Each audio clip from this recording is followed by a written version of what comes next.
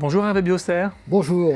Vous êtes expert pour la société de conseil en enseignement supérieur Paxter, ancien directeur de l'école centrale et de centrale Supélec.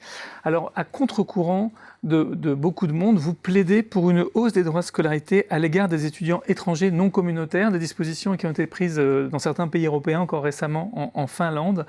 Mais n'est-ce pas envoyer un mauvais signal et renoncer à un investissement qui fait le soft power de la France, 4e destination d'accueil des étudiants étrangers dans le monde, notamment grâce aux étudiants francophones d'Afrique? Alors d'abord, je crois qu'il faut replacer ce problème dans son contexte. Et son contexte, c'est celui du financement de l'enseignement supérieur et de la recherche en France, en rappelant qu'on est, depuis les années 80, dans une équation impossible.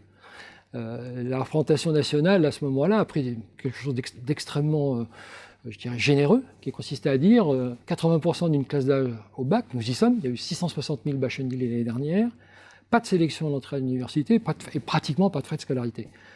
Bon, l'expérience l'a montré, c'est une équation impossible. La nation n'a pas la capacité de proposer à ces 660 000 jeunes une formation professionnalisante et de qualité. Donc par conséquent, on arrive à des situations très très difficiles, bon, la plus désastreuse étant celle de la licence par exemple, puisque comme vous le savez, le taux de réussite de la licence en première année c'est 27%. Si on prend la deuxième année, des gens qui vont la réussir en 3 ans ou 4 ans, c'est 39%. Et puis, dans le même temps, il y a 31% de décrocheurs en première année. Et si on fait le total de la première et de la deuxième année de licence, on arrive à 43% de décrocheurs. Ça, c'est les chiffres pour tous les étudiants. Prenez la totalité des étudiants. C'est pas le problème seulement C'est vraiment les étudiants, qu'ils soient français ou non français, voilà le résultat. Donc le système fonctionne mal. Et il fonctionne mal parce qu'il ne met pas les étudiants sur des trajectoires de réussite, mais surtout parce qu'on paie mal les enseignants. La comparaison sont imparables là-dessus, et puis on n'investit pas ou pas beaucoup dans les métiers de cœur. Donc pour les établissements, et en particulier ceux qui sont soumis à la concurrence, la mission devient quasiment impossible. Et je ne parle même pas d'Harvard, de Stanford ou des MIT. Nous, à Centrale Supélec, nous avions comparé nos budgets avec ceux d'institutions européennes comme KTH à Stockholm, le Technion en Israël ou la TU, l'Université technique de Munich. L'écart par étudiant est entre 2 et 3. Pas 2 et 3%, entre 2 et 3. Budget. En même temps, la TUM de Munich, elle est gratuite. Oui, mais... Y compris pour les étrangers. Oui, elle est gratuite dans un pays dont je rappelle qu'il n'a pas de dette, et dans lequel l'enseignement supérieur est massivement régionalisé, et dans lequel les industries de la Bavière soutiennent massivement, et on en a déjà parlé, et sont beaucoup plus puissantes pour ça que les industries françaises, cette structure. Donc voilà, alors maintenant la question c'est si on veut rester dans la course, qui va payer? Qui va amener le financement dont a besoin l'enseignement supérieur en France? C'est pas l'État, il n'a plus de sous. C'est pas les collectivités territoriales, elles sont de plus en plus gênées. C'est pas les entreprises, on leur demande déjà beaucoup de choses. Et puis c'est un moment où la croissance repart, donc c'est pas le moment de recharger la barque. C'est pas les anciens élèves, puisqu'il n'y a pas de tradition vraiment forte là-dedans.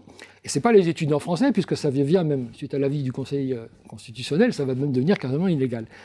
Restent les étudiants étrangers. Or, les étudiants étrangers, le marché est énorme. On va passer de 200 millions d'étudiants en 2030, il y en aura 265 millions dans le monde, et qui sont de plus en plus solvables.